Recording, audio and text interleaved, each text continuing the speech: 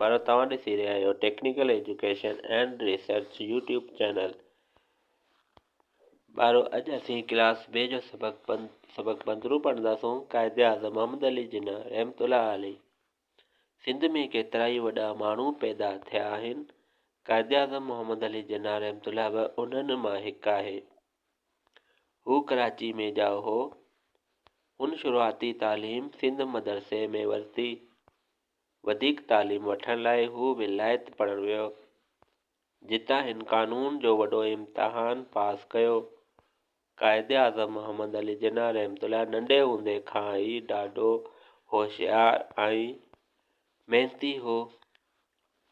हू वक़्त ते स्कूल वेंदो हो ऐं दिलि लॻाए पढ़ंदो हो।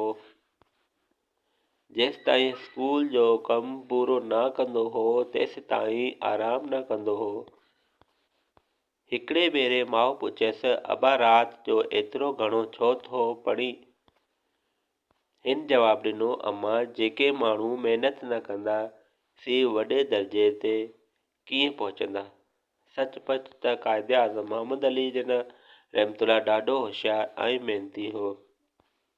पंहिंजी महिनत ऐं अवरचाए सां नेठि वञी वॾे दर्जे ते पहुतो।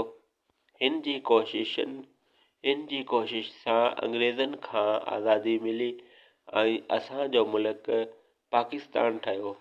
संदसि ख़िदमतनि जे करे क़ौम खेसि क़ाइदे आज़म जो लक़ब ॾिनो। क़ाइदे आज़म जो मतिलबु आहे तमामु वॾो अॻुवान। प्यारे वतन जी तरक़ीअ लाइ क़ाइदे आज़म मोहम्मद अली जिन्ना रहमतुल्लाह राति ॾींहुं कमु कंदो रहियो। घणी कम सबबु हिन जी तबियत ख़राब थी वई।